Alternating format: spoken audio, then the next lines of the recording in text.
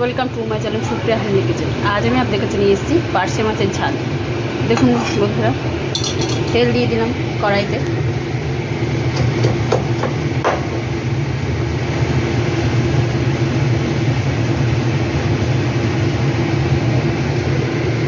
সিদ্ধ করে রসুন দিয়ে দিলাম।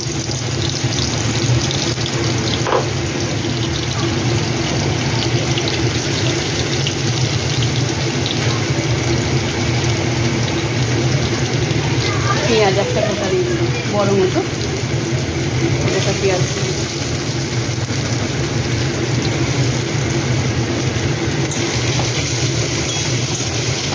তো এটা ভালো করে ভেজে ফিরছি।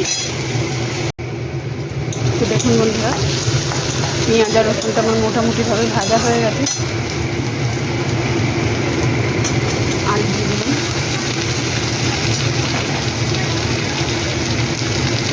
কাঁচা লঙ্কা, টমেটো দিয়ে দিলাম। আর এটাকে ভালো করে সুন্দর করে ভাজবো।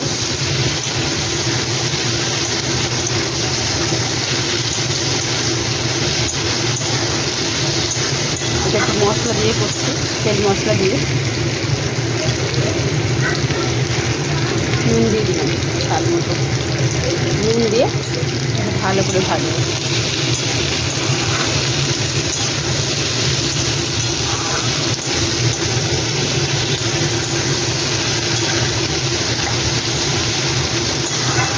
পরে ফিরছি।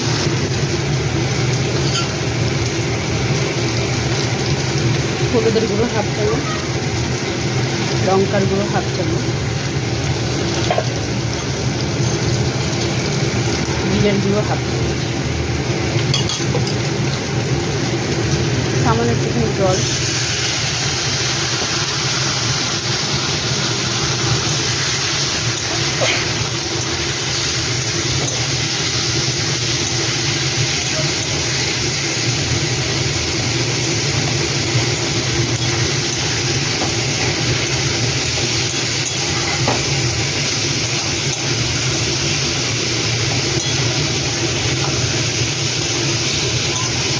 মশলা থেকে তেল ছাড়া না পর্যন্ত কষিয়ে যাবো।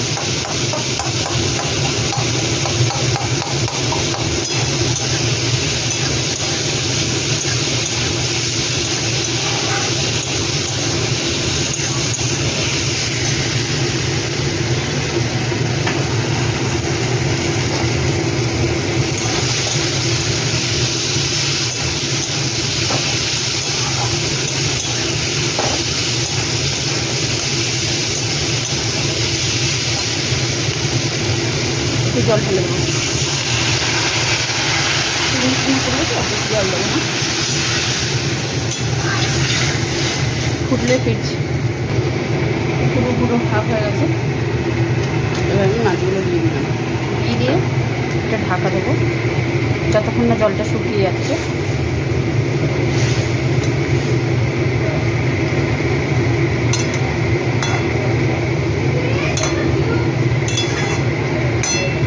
এবার এটা ঢাকা দিয়ে আমি পরে ফিরছি।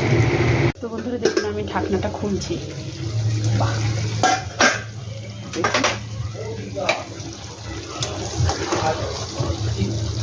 তো আর একটু আর একটু ঝোলটা মেরে নেবো, ফ্লেমকে একটু রাখবো না। এবার গ্যাসের ফ্লেমটা জোরে দিলাম, আর একটু ঝোলটা মেরে ফিরছি। তো দেখুন বন্ধুরা, আমার মাছের ঝালটা পুরো রেডি হয়ে গেছে। এবার কথা বলতে বলতে যেটুকু জল আছে ওইটুকুনি নিয়ে হয়ে যাবে, বেশি নাড়াচাড়া করছি না যেহেতু মাছগুলো ভেঙে যাবে।